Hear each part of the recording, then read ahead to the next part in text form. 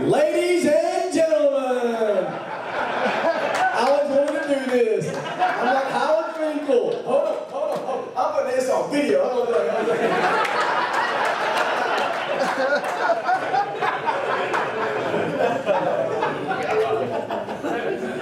Now for our main event.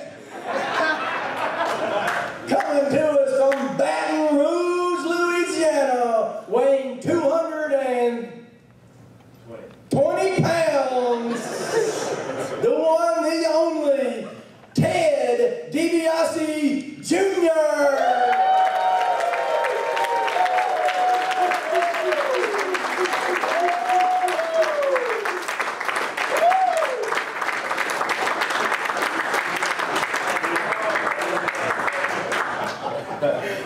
That's pretty good, man. You're going to give Howard Finkel a run for his money.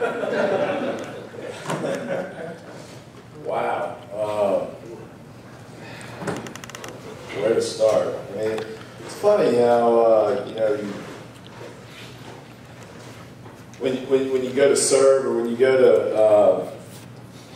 I remember every time I've gone to a hospital to visit, whether it's the soldiers or kids, you know, you go to be a blessing and share and encourage and give what you can, whether it's just encouragement or a smile, and then you're blessed, like beyond what you could have ever imagined. I just want you guys to know that's how I feel, and it's such a, it's really cool what's going on here, and I'd love to learn more, really, about One Life, and just. But what's so evident to see is that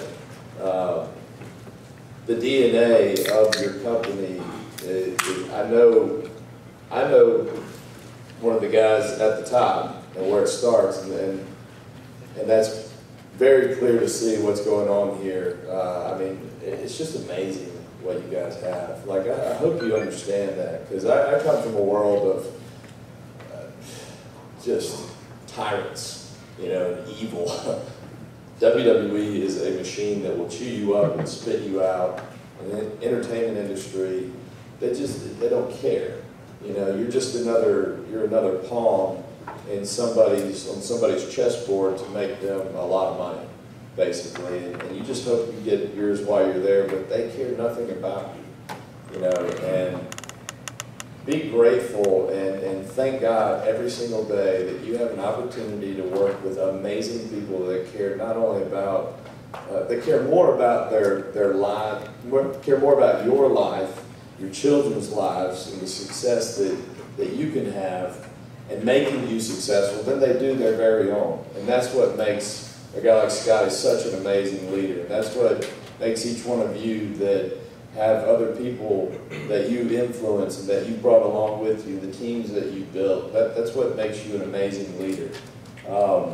And you are what you behold. And I was telling these guys yesterday that, you know, you're an average of what you surround yourself with. I use the example. Anybody know Dr. Dre? Yeah, Dr. Dre. Like, I saw this picture of Dr. Dre. It's a picture of him. He's got the bandana on, and he's, you know, with a couple other rappers. And it's a cool picture. Yeah. And it said net worth like $1.5 million. Like, you know, back in the day, and I think a CD was just released. Well, then the next picture below that, he's standing next to the CEO of Apple and Jimmy Iovine, and it says net worth like $1.5 billion. You know, but you look at who you surround yourself with. You know, if you want success, there's people that are around you that are successful, and here what you have the opportunity to do is find success, sure, financially, but I was blessed by that devotion so much, because he's so right. Like, chasing money, I've done it. Trust me, it will leave you empty every single time. But what is success? What is success to you? Jesus said, you know, I came that you may have life and have it abundantly. but what is life? You know, if you get all this money and you don't treat people the way they should be treated along the way, then you're going to get there. You're going to realize, man, I stepped on this guy, I stepped over this person, and I ruined this life, but at least I got mine. And then I've seen it. I work for a billionaire who's probably one of the most miserable people I've ever met in my life. You know, I mean, just Vince McMahon.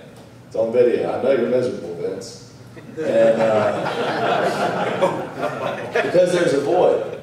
There's a void. There's that God-sized void in our souls that no money, no material, no house, no car, no boat, no anything can fill. No amount. You'll just keep dumping it in there if you can't answer that question. You know, and one thing I'll speak to is you talk about being real. You know, there's a lot of posers out there. You know, there's a lot of very successful people. Even Jesus, I was sharing this, what was I sharing with a little while ago? Jesus said, many will come to me in that day and say, Lord, Lord, did we not prophesy in your name? And in your name cast out many demons and perform miracles of many kinds. And he said, I will tell them, depart from me, you who practiced iniquity. I never knew you. That was another verse I read when I kind of looked in the mirror that day and said, I'm empty. And I thought, wait, you're saying, many will come to me that day and say, Lord, Lord, we not prophesy in your name, and in your name cast out demons and perform many miracles. So this is people that are confessing Christianity, saying, yeah, I'm a Christian. Beyond just saying I'm a Christian, beyond just showing up at church, beyond checking it off their list, that they had a quiet time and they went to Wednesday night and they served soup in the morning, they did breakfast club and they gave their 10%. They didn't really give until it hurts, but they at least gave their 10% because that's what we're supposed to do. Lord, Lord, did we not prophesy in your name and in your name cast out demons? These people were healed in the name of Jesus, healing the sick, the blind. And he says, depart from me, you who practice iniquity. I never knew you. See what? It messed me up in my house. Like, well, what did they do wrong? Well, let me tell you, it was their motive. It was their heart. It's a heart issue. Because if you don't have this right, if you don't have this right first, you can make all the money in the world.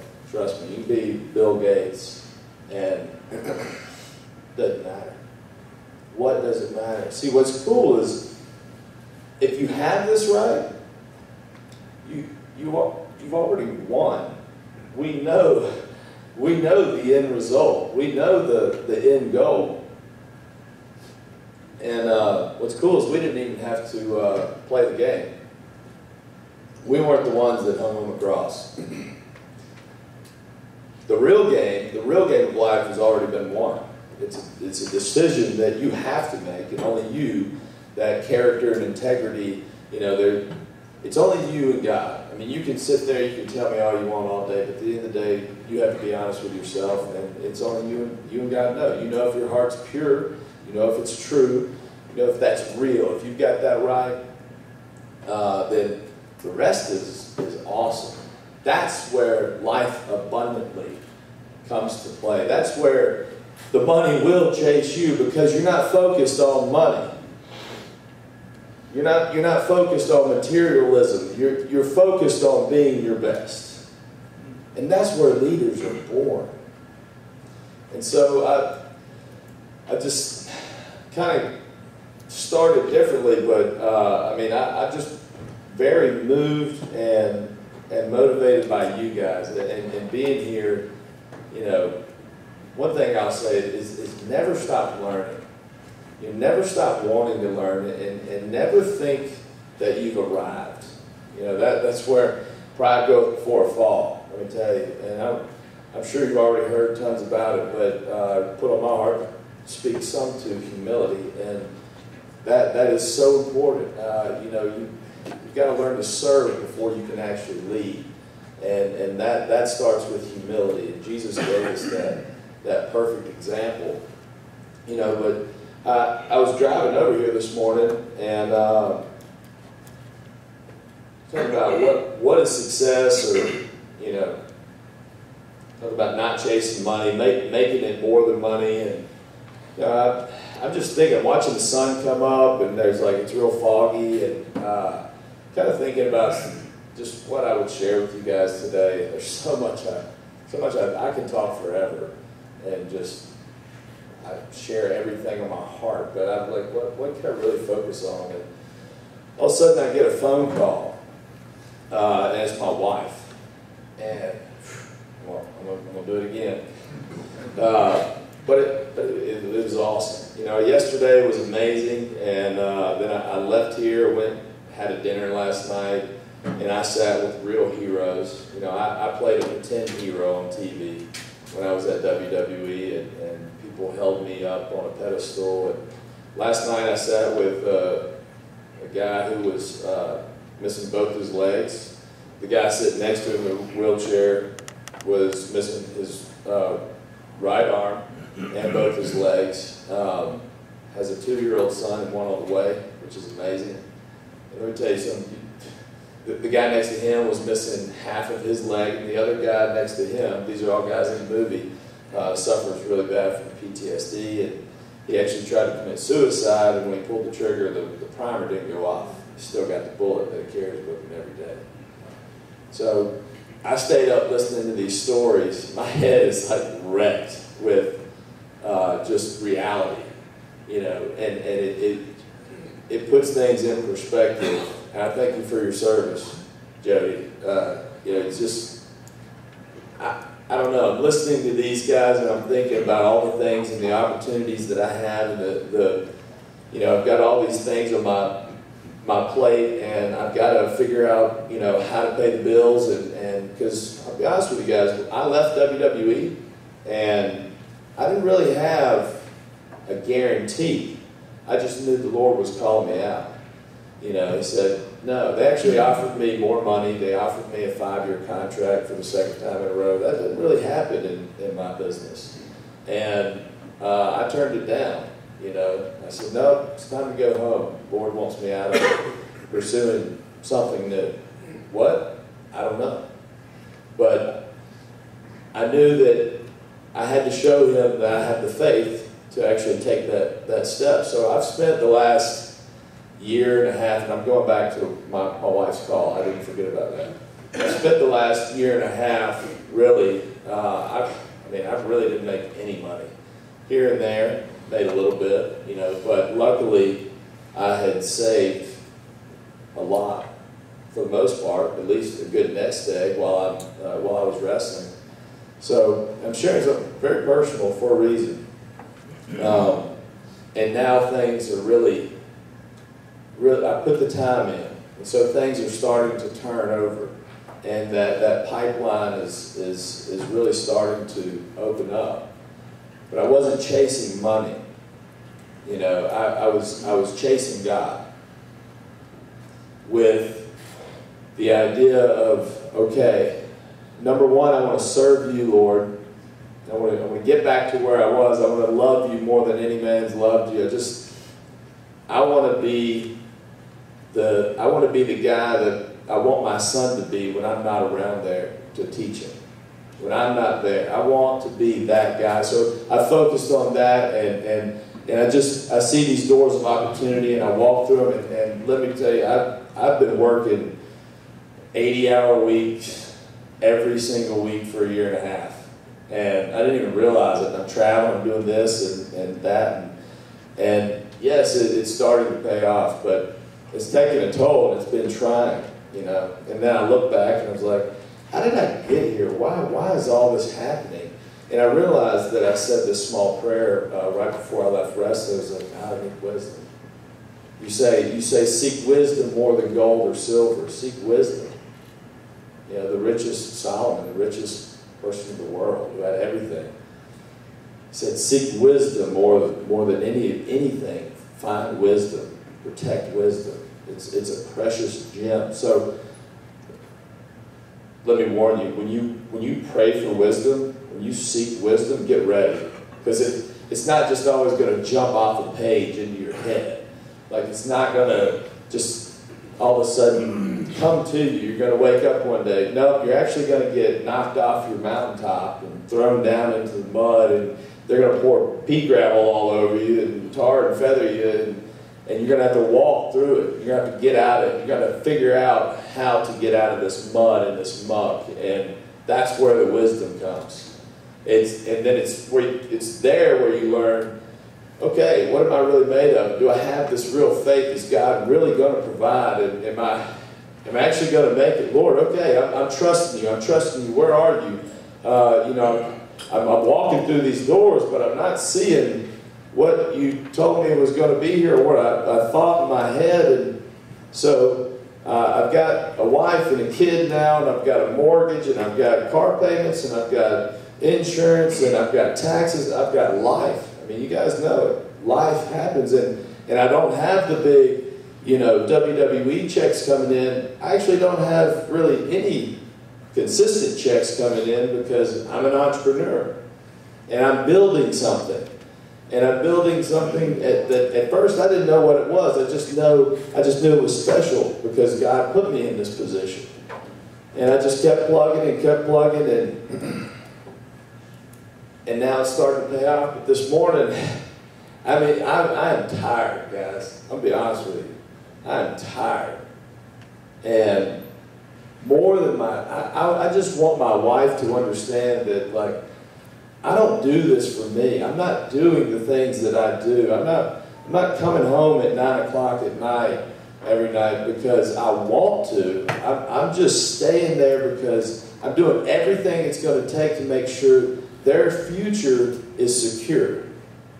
It's for the security of my son, for the security of my wife, and for the people now that I have somehow brought into what I'm doing and involve them. Now it's about their families as well.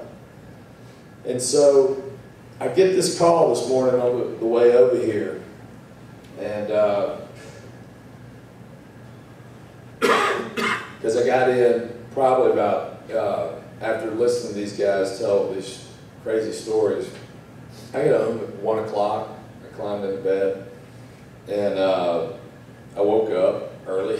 I was up at 5:30 and on the road. And so my wife was already asleep. She was asleep when I left.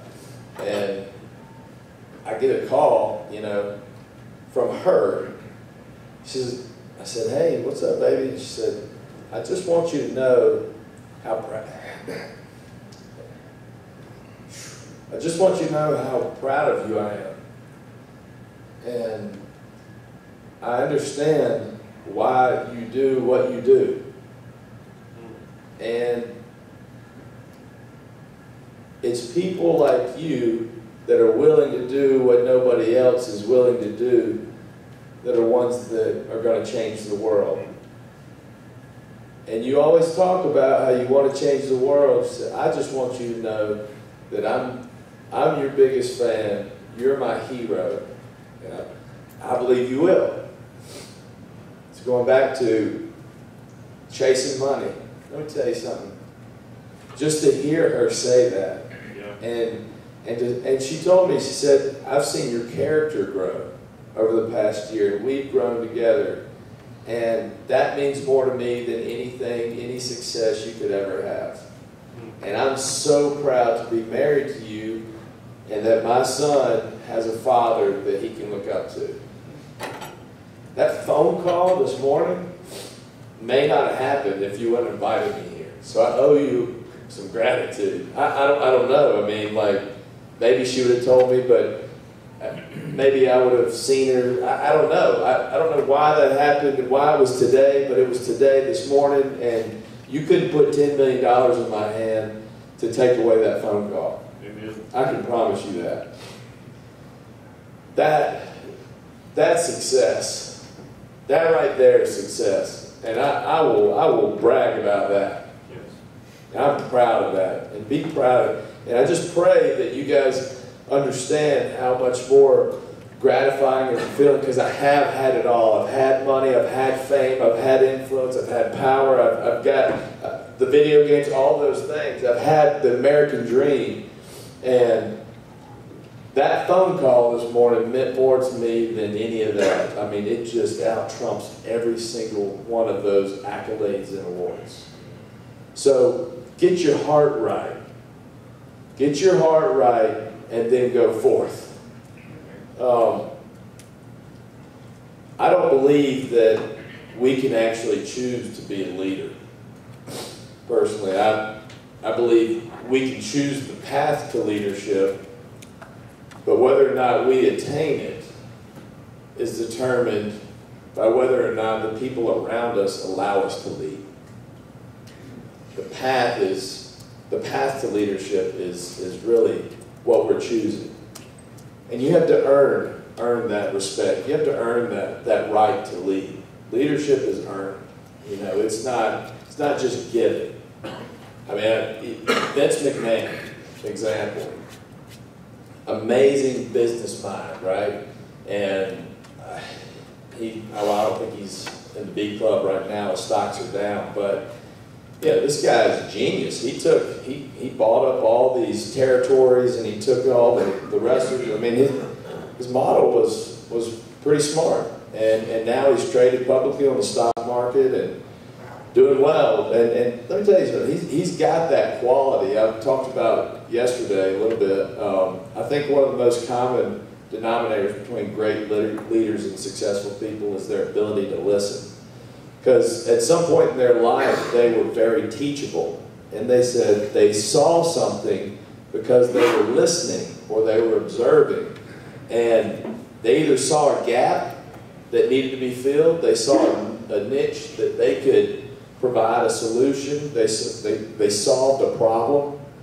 That's where great companies and successful people are born is you know, it starts with a thought, which really starts with listening, because it's a reaction to something you either see or hear. Vince McMahon, when you sit down with him, he's one of the most intimidating people. I mean, the first time I met him or set up a personal meeting with him, he went to the bathroom for like 15 minutes, and then he comes out, like makes a peanut butter and jelly sandwich, and then like walks over here. I mean, and the room is probably this big, you know, and I'm sitting on a chair in the middle of the room, and he's just ignoring me. And he's doing it on purpose, and I was kind of warned that he would do this or something. He texted me, you know, and I'm sitting there, and my palms are sweaty. I'm like, you know, oh man, this is the first time I'm like pitching an idea. And finally he sits down, and I looked at him, I said, "You ready to listen to me?" And I didn't know if I made a mistake or not. He said, and he leaned back, he said, "Now I am," you know. But I'll never forget talking to him. The one thing I remember, like I'm telling my pitch and everything, and he's got his head tilted, his ear turned, his eyes are looking at me, and I would speak. And then he would take it in, he would digest it. You could tell he was thinking. He was like, he would look down and he would really consider, and then he would respond. Great listener. And I think a lot of that that's probably one of the things that has made him super successful. But terrible leader. Absolutely terrible. He's a successful businessman. He's got a ton of money, but you know, I think he's got the Bill Clinton-Hillary relationship with his wife. He pretty much disowned his son because his son didn't want to be in the company. You know, it's crazy. Like I have no desire to be like that man. And now here's a man who has all the opportunity in the world to be such an influencer and so, you know, impactful in people's lives, and he could change countries if he used that position with humility and love. If he would lead with humility and love and compassion, then that guy could change the world today, literally. And he's got $100 million talk about influence. And I mean, access to 100 million WWE fans. 100 million, that's a lot of people around the world that are paying attention to your product and what you're doing. And what does he care the most about? Money. And right now, his stocks are falling because his leadership is suffering. And it starts at the top, because let me tell you, the ones that are below him, some of them are, I like them, but I wouldn't want to follow them. I wouldn't want them teaching my son morals and how to be a good man. I wouldn't want them raising him. I wouldn't trust my son in their households. And so it starts at the top, and basically it's peppering down, and you got all these positions led by people that are running their lives and pursuing success out of pride and ego. And it's failed. The key to becoming an effective leader is not to make other people follow, but to become the type of leader they want to follow. You know, I wish that he wanted to be that kind of guy. Like, nobody wants to follow Vince McMahon. He actually takes joy that people need him. Great leaders are so concerned with bringing everybody else around them and making them successful that they know, and they're not even thinking about themselves. It's such a selfless act that if this guy's successful and she's successful and this team is successful, I want to make sure they're successful, because what happens when everybody around you is successful? I mean, organic, it's easy, it's common sense. You are successful. You're even more successful than if you're focused on the inside, looking at yourself all day long, and you're not listening, you're not looking at what's around you, and the opportunity to lift this guy up, or to lift her up, or to help this person. Let me tell you, you're going to miss out on so much success. Because, yeah, and I mean that both financially and just spiritually, internally, which I promise when you get this right, the financial, it'll come. That will be just a byproduct of what you're doing, but you'll actually fall in love more. You'll fall more in love with helping others become successful. It is such an amazing feeling when you have an opportunity, or you have a gift, or you have something that you can offer another man, another fellow human, and then it brings them out of that miry muck, you know, that they were trapped in, whether it's into financial freedom, or it's, hey, now they can just afford to pay their mortgage. You know, they're not stressed about paying their light bill, or if they're going to eat this week or not, because I reached out and I just helped them. But you have to be listening. You have to be watching. I mean, God gives us opportunities every single day. Every single day. But it's are we looking up? It's like the wise men. I love that story, you know. And it's not just a Christmas story. It's more than that. They saw the star, and what? They followed the star. Where did it lead them? To Jesus.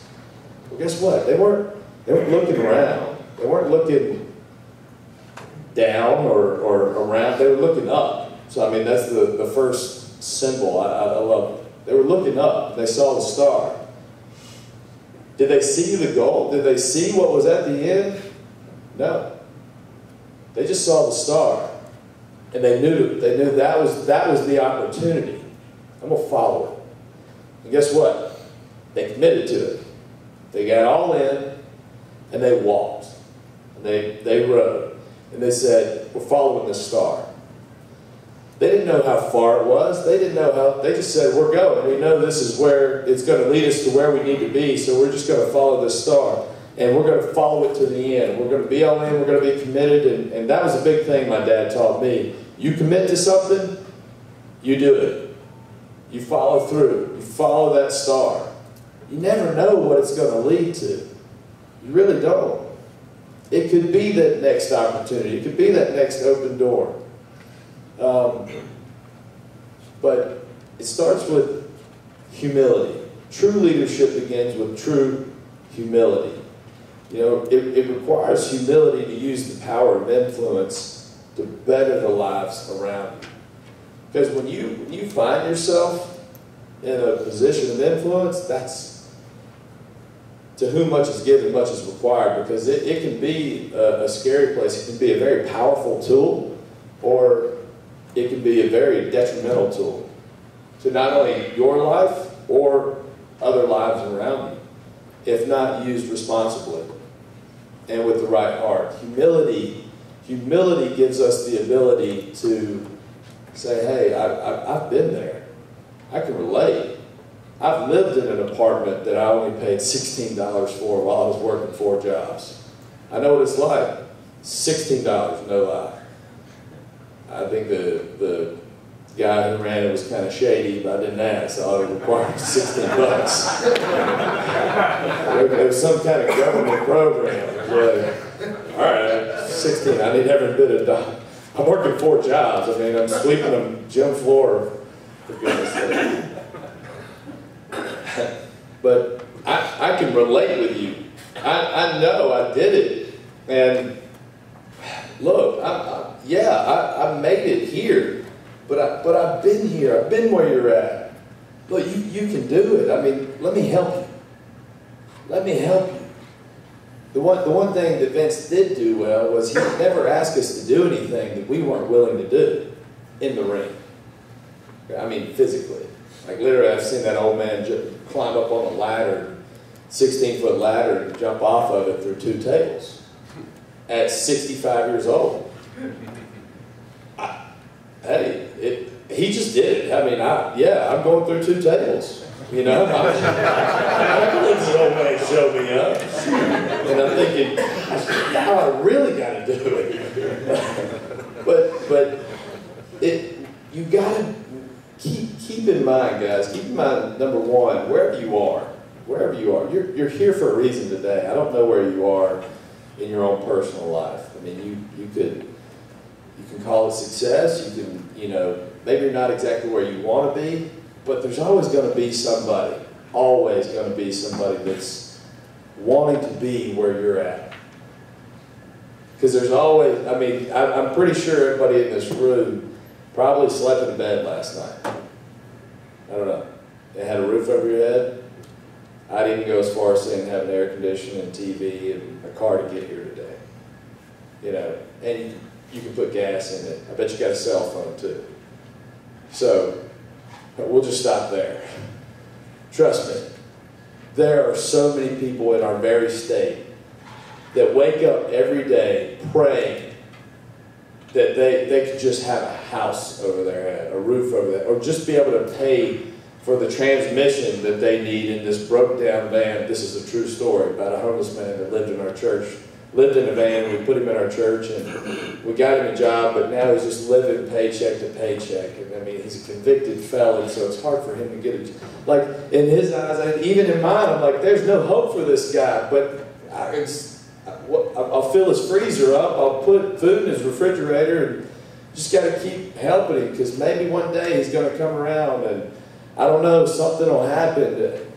There's so many people that want what you have.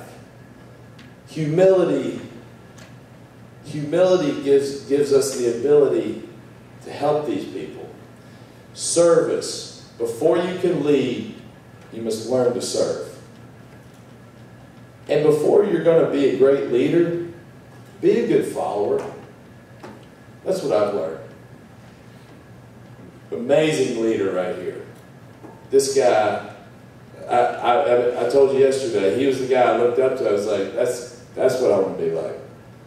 And I was playing sports and football and all those things, and I might have had a reputation, but I was like, I want to be like him. He's got something really special. He's got something inside. It wasn't him. It's not him. He'll tell you it's not me. It's what's inside me. It's what God has given me, and it's real, because he's got his heart right. He's humble. But he learned to follow first. He followed great leadership. He followed great coaches, and he had a work ethic. But what he did was he applied what he learned. Too many people, it goes in one ear and out the other. You know, you hear these great things and then you don't apply them to your life. You got to do the work. They teach you, hey, this process works. Bam, A, B, C, D. You can't go A, B, D, F. Like, no, you can't skip them. Like, this process works. Apply it to your life and do the work. Be humble enough that even when you achieve that success, when you get to that point where you are, like they're saying, don't be complacent. Don't get settled. I mean, you're always number 2. Is that right? Oh, I mean, that's got to be your mindset. That's how, like, when I go into the gym, like, there's nobody that's going to outwork me right now. I'm going to make sure I've got more sweat on my body. Like, nobody's going to outwork me. All of you guys in this room, there's no way. There's no way you're going to outwork me. I mean, I'm all in. And that's got to be your mindset. But you can do that. You can be a lion. You can be a ferocious warrior and be humble. And care for other people more than you care for yourself. And care more about your integrity and your character and what example you're setting for your children than you do your status. Because that's what happens to a lot of leaders. They lose sight of what, number one, got them there and their goal. When it becomes all about you, that's when things start falling apart, man. That's where it started falling apart for me in WWE. I'm on a rocket ship, man. I'm going to the moon. I'm a movie star. They're sending me everywhere on a private jet. I'm getting ushered in limousines, and I'm making money. And now it's like, you know what? There's still a couple guys above me, you know, that are getting main event spots. I wanted John Cena's spot. It became about being the face of the company. And I told Vince, I was like, if I didn't want to be the best and be the face of the company, I should quit. There's a lot of truth to that. But what are your priorities? See, I put that before my family. I put that before, and more importantly, what got me there, which was my relationship with Christ. And then it became all about the money. Guess what? Wasn't long after that, those opportunities started slowing down. Checks were getting a little bit smaller. And now I'm getting mad. Now I'm getting bitter. And I just spent all this time, and now when I need to be turning to God, now I'm just like reaching for everything, because all of a sudden in my mind, I did this. Look what I did. Look what I achieved. Look at all the success that I have. Look what I did. I worked 4 jobs. I went to school. I did. I did. It became all about I and me, and I forgot the journey along the way to get to my dream. I forgot what I went through to achieve that success. And I forgot the source that gave me the talents and the abilities to actually carry out what I wanted to do. And so I became prideful. And I fell. I fell hard. And I thank God that I did. Like, I love it. That was because if I wouldn't have fallen, I'd still be there, still be chasing money, chasing a dollar. And instead now, brother, it's chasing me. I'm like, man, where is this coming from? Like, and it's still not about money. It's literally, I'm seeing people's lives change. A guy looked at me in the face the other day. He said, I don't know what it is about you. It's like, now this guy was like the manager for Aerosmith, Meatloaf, and all these rock bands, and then now he's the agent for all these top actors. And he's like, I've been in Hollywood forever. You know, I live in LA. I think I'm building a house in Mississippi. He said, I watch you. There's something. It's like people are addicted to you. It's like I just get to put my hand on it. I don't know what it is. And I'm like, I've never heard somebody say they're addicted to me. But there was a girl that got my name tattooed on her arm.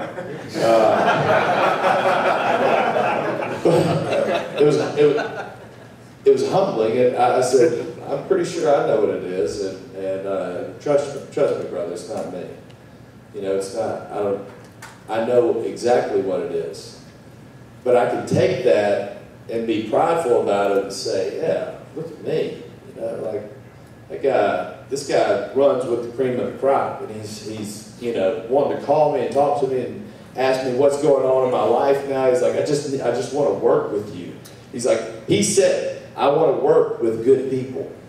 He said, you are a good person. I'm sick of LA. I'm like, come on, let's jam, brother. It's like, I just started going to church, and you know, one of my best friends is a top composer in the world, and we're putting this movie together, and I want you to be a producer on it. I'm like, what? Yeah, and one of my other friends is this guy and this guy, and I was like, I'm sorry, I probably should know who they are, but I have no idea.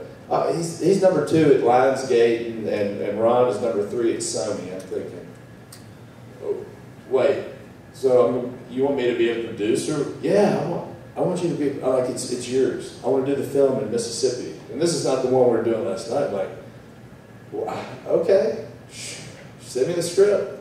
And so I say that, just so you know, I say that humbly, like I'm waking up every day going, well, how did I get here? But you know what it is? It's because I'm paying attention to the example that was set before me. One, my father.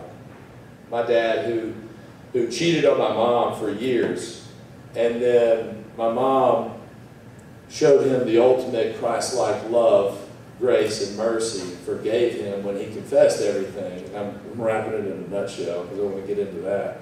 And my dad gave up his dream to save his family, and then came home, and now as a minister, you know, he's the one who has set the example. He humbled himself, said, I've messed up, I want to change. And now, the $1 million man is a traveling preacher. He is an evangelist. And I'm more proud of that, and I said it on stage when he was inducted into the Hall of Fame. And they didn't show it on TV because I talked more about his character and integrity, not the character of the $1 million man. I talked about my dad being a man of character and integrity, and I'm more proud of him and what he did after his career in the WWE. Vince didn't like that too much. I didn't care. I told the world about it. You know, that was a son watching a man who humbled himself to a position, came from this powerful influencer and this super megastar, and humbled himself. Said, you know what? I care more about this, and now he's happier than he's ever been. I hope that rings true. I mean, humility. I guess I speak about humility so much because in my life it was pride that almost killed me, and somebody else, and it was humility that saved me, and now it's humility that is giving me opportunity. It's very weird for what somebody said, well, it's my humility. It's not very humble to say I'm humble. You know, I hope I say that humbly, though. I just want you to know, if you get anything from me, I know I speak all over the place, but being genuine, call it just being genuine, being real.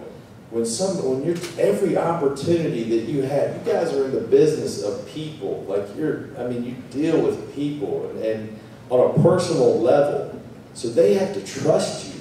Like when you make it more about their lives than it is about getting their business and getting the sale and getting their money, hey, when you start following up with people, like learn what they love to do. Learn about their passions and show interest in that. Do they like hunting? Do they like croquet? Do they like knitting? Do they like whatever it is?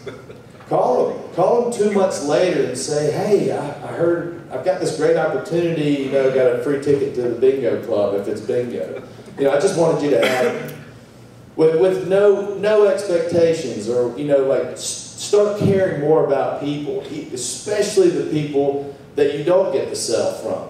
Because what's going to happen is when you do get that person, the ones that you do give you their money or do give you their business, you're going to know how to treat them a whole lot better. They're going to stay with you longer, and they're going to start recommending you to.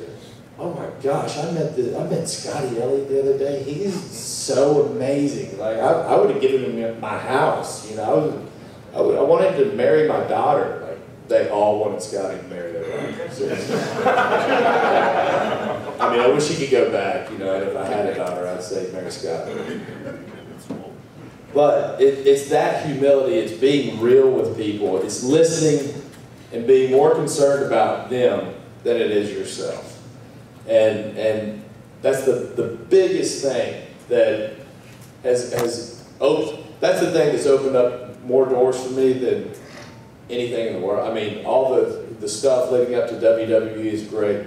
And guys, I'm throwing an event at the governor's mansion tonight. You know, I'm working with these two guys I was telling you, two Goldman Sachs partners, ex-partners, who created a new sector in real estate. You know, these guys, S&P says they're going to be the first $1 trillion company in the world. That's no lie. Like, it's crazy. They infused health and wellness, the fastest growing asset class in the world, with real estate, the largest asset class in the world. $3 trillion industry, $150 trillion industry, and they married them and they own it. They own well certification. And they're a B Corp. What's cool? These guys are a B Corp. 51% of their profits are committed to going back to nonprofits. When I asked Paul, the guy who founded it, Paul Shala, they call him the Spider on Wall Street. Yes, he was friends with Jordan Belfort, but completely opposite than the Wolf. You can actually see his name. If you open the book, Wolf of Wall Street, like on the first page, it says, "To my dear friend, Paul Shala." This is my boy. I was texting him on the way up here this morning. I was like, hey man, I read this quote and I thought about you. Let's see. I got a point. The key to becoming an effective leader is not to make other people follow, but become the type of person that people want to follow. I want to follow this guy. I want to be a part of him because I never knew how successful he was. I didn't know until a year later that he put $90 million of his own money into this company. And he invites me to just go hang out in Miami, and you know, I thought it was going to be crazy. We just did business, and he's like the most humble person you'll ever meet. You would never know that he's worth gazillions of dollars. And he lives in like an 8,000 square foot flat and owns the top half of the high rise in Manhattan. And I mean, he invites me over to his apartment, and I walk in, I'm like, are you for real, dude? Like, my point is, I didn't know any of that about him. I just knew he was a great guy. He's just a good man who gives a ton of money gives more money to Akron Children's Hospital and gives back to the world. And so I've gotten close. I said, what do you want to do? He said, I mean, with what you're building, this is huge. I mean, you're talking about major, major money, like billions. He goes, well, I said, well, that was your job. What are you projecting? What do you see? Like, what's your business going to do? He's like, well, it's kind of embarrassing. I don't like talking about it. I mean, I've talked with in the last 3 weeks, I've talked with 5 of the most influential business financial minds in the world, and they've all read my numbers, and they're all like, you're right. You're going to be the first $1 trillion company in the world. I was like, what? What are you going to do, Paul? I said, well, it would take $3.2 trillion to solve all of the world's problems. With $3.2 trillion, there would be, everyone would have water, everyone would be fed, no one would go without a house, and we would have X amount of dollars for a natural disaster fund, and we could do this.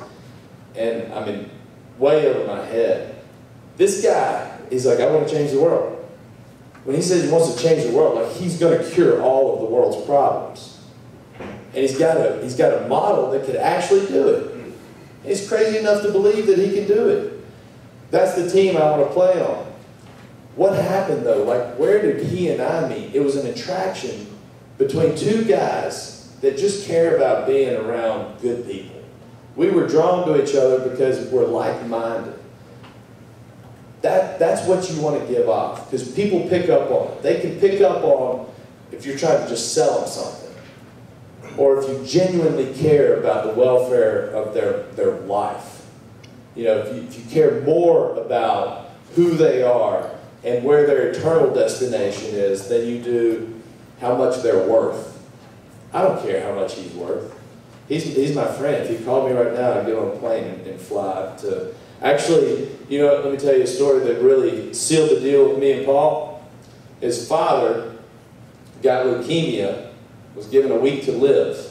I found out he's a big wrestling fan.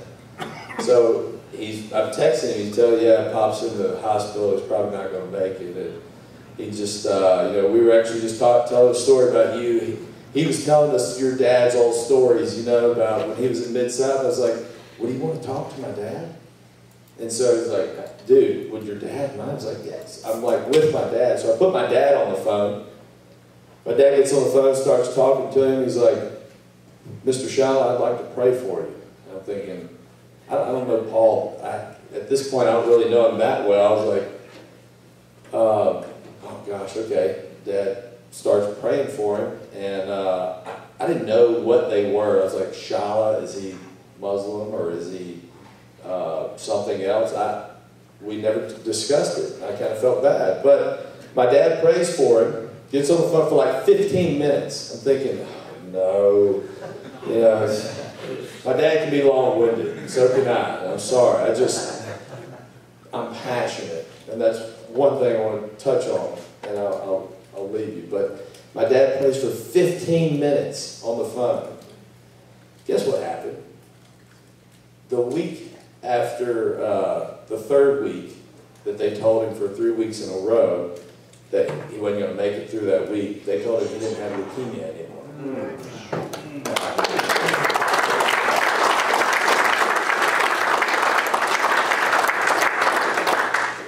Paul may make $1 trillion, and that's cool. But you know it's cooler? Your dad beating leukemia and still being here. All of that happened. A man got prayed over by a man of faith who happens to be my father, and I'm very proud of my hero, because of humility. That's what that led to. What the future leads to for me personally, if you want to even, I don't even want to put financial opportunity in this same discussion because it doesn't fit. But humility has led to this relationship that led to a miracle that, who knows, could lead to being friends with the guy who changes the world. Humility. But it started with a commitment to something greater. And commitment to wanting more than just money. And I didn't know who he was, again. I didn't know how much he was worth. I just knew he was a good man. I wanted to be friends with him.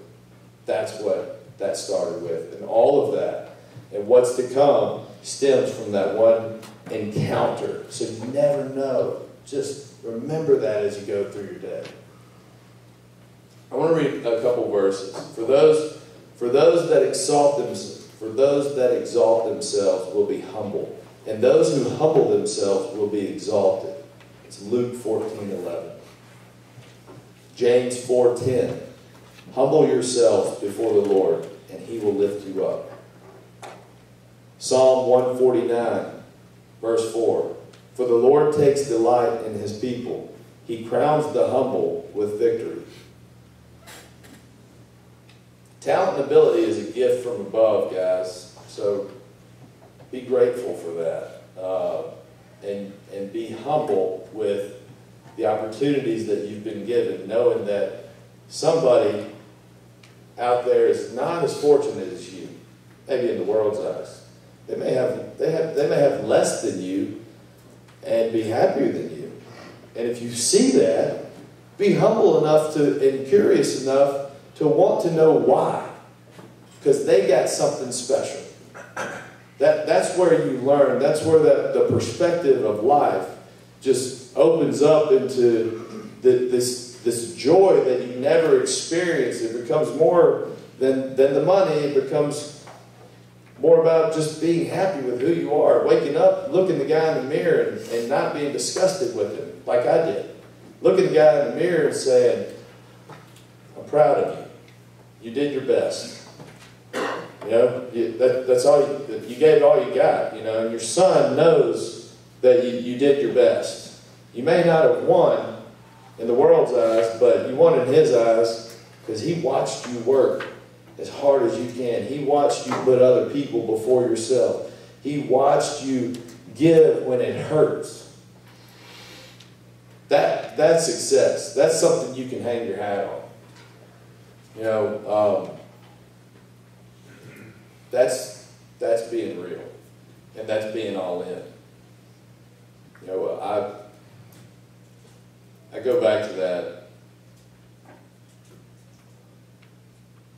No one follows or respects mediocrity. You know, there's one to write down. No one follows mediocrity. If you want to get on the path of leadership, just know that nobody's ever going to follow mediocrity. Nobody's going to follow somebody that's not all in. You look at all the great CEOs of these companies, and they're all in. I mean, most of these guys that run these companies, that's what they live, eat, breathe it. Like, they're all in. They're not mediocre. They're everything opposite of mediocre. Be all in. Be real. Be genuine. You know, it's relying on discipline and not emotion. Relying on discipline, not emotion. It's easy to lead when things are good, when things are easy, when things are going well, when you have money coming in. But what about during the times when you're losing employees or you're losing money? What about times when the market hits or crashes? Like, what kind of leader are you then? You know, I'll tell this story. I'll kind of wrap it up. I was listening last night. Christian Brown. You might want to look that guy up. He's going to be a national hero. He already is. He's going to be in the movie. He's missing his legs. He's in a wheelchair. Christian Brown was the epitome of commando, Delta Force. I mean, like, he was the top dog. He was the Rock in Special Forces. Like, he was the man. Like, he outperformed everybody in all their endurances, tests, and all these things. And so Christian told this great story about how he was always winning. It was all about what he could do to be the best and, like, you know, use his strengths and abilities to achieve all these records and whatever before they went over. But it took learning to put others before himself and caring about his followers, the guys that he was put in charge of, caring more about them than his own life before he could go lead this platoon. And he was talking about this. You talk about relying on discipline and not emotion, where I thought about it. This guy, it was just ingrained in their brain, and Jody, you can attest to this. It's, you know, these guys just second nature. Like, if a man is going without, if he doesn't have any bullets left, like, they're going to give you. These guys are brothers. I mean, it's like, here's my bullets. Take my bullets. Take my gun. Take all my water. You know, and it starts with the leader. He will deplete himself of everything so that he keeps his men alive, so that he keeps his men moving forward. And it's a discipline. It's not an emotion. He does love them, yes, but it's what he's been disciplined to do. Now, Christian told us the story of, like, when his best friend, he sent these guys up on top, and then they got radioed in that there's fire coming in. They see him. He's like, get down, get down. So, like, 8 guys get down, and his best friend, who was in his platoon, he was the last guy to get down. He's like, come on, Johnny, get down, get down. He said as his friend turned, he heard the bullet whiz by his head and struck his friend right in the temple. And it did I can't remember, a curvature exit, so it didn't go into the brain and went into the temple and then curved around his skull and out the back. So he still had a pulse, and but they knew he was going to die. And now they got fire coming in. They got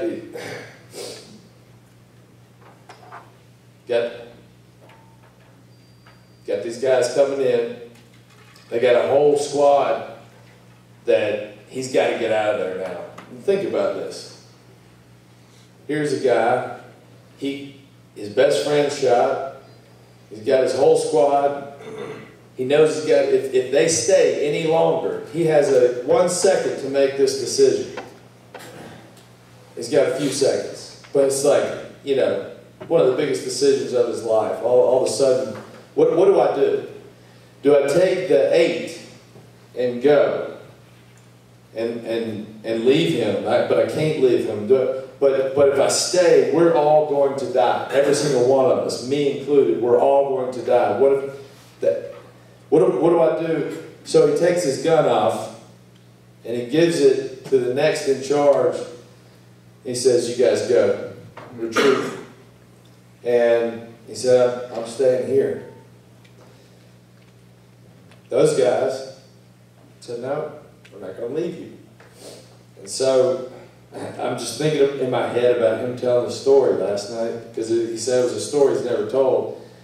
And the only way to extract his friend, he starts calling in for medic, come in, and they come in and they land a few times in this spot, but they got to immediately get up. Well, the only place that they could land was 500 yards away. 500. And he's got a silver star for this, and it's documented, so you can read about it.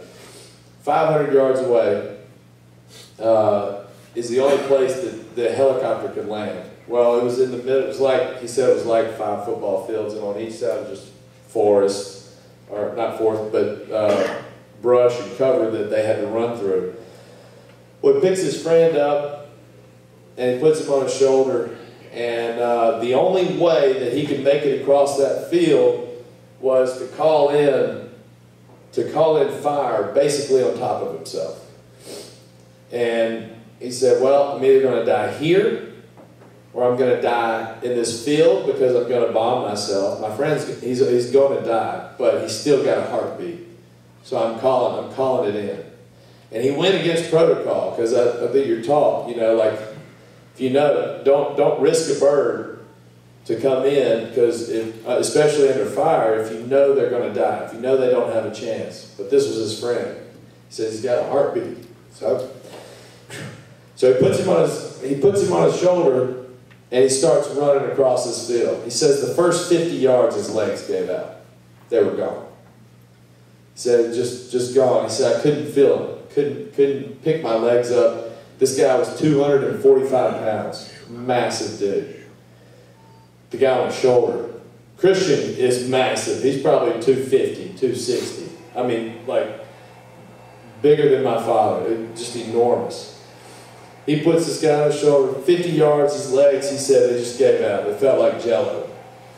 But I could tell he's still with me. His body hadn't gone limp yet. Fire's coming in, so he just starts calling in fire on top. They start raining down, and he said, I don't know what it was, but he said, I relied on what I'd been taught.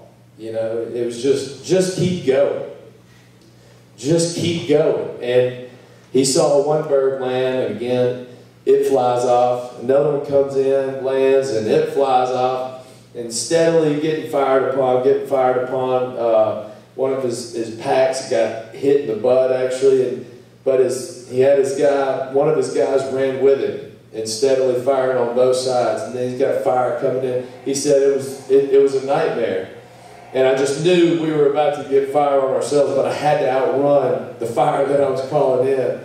Well, the bird lands, and said right at the last second, I felt his body go limp, just as I put him in on the helicopter. And so I didn't know what happened. I just saw them pumping, and they got out, and I just stood there. Said, I don't know how I got shot in that, how I didn't get shot in that moment, but I just stood there for like 5 minutes, and I wanted to be shot. I mean, listen to this story. And you know what happened was that they actually put him on a plane, flew him back to Walter Reed, got a hold of his mom, who was in Portland. She flew in, and his mom got to spend the last 40 minutes of this kid's life before he actually passed away. They kept him alive. So Christian did all that to give his mom the last 40 minutes of his life. And on the way out, he stepped on a mine and blew him 8 feet over a wall. And now his legs are gone. And I look at Christian, and I think about my own life, and number one, like, perspective. I'm sorry, I'm an emotional wreck, like, but I'm happy that I can share this story with you guys, and I hope that you take from it just a gratefulness, that you live your life being grateful for the opportunity that you have. But like, when you look at leadership, when you think in terms of leadership, when you can put the lives around you before your own life, when you can learn, and when it becomes a discipline in your life, not to do it for successful gain, but to do it because it's the right thing to do, that's when the money will chase you. That's when success will find you. And that's when you'll realize that you don't need any money or success to be successful, because you're happy with who you are and what you become. And now you're equipped to lead. And it's then that you become a leader. And it's then that people begin to follow you. Your son, your daughter begins to follow you and create new leaders. And that's what we're here to do. Jesus said, go, make disciples. That's what we're here to do. We're here to make disciples. We're here to help raise people up. We're here to be leaders. Each and every one of you. You don't have to be on TV. You don't have to do any of that. Scotty, have you ever been on TV? No. Scotty's one of the most amazing men I've ever met in my life. And humble.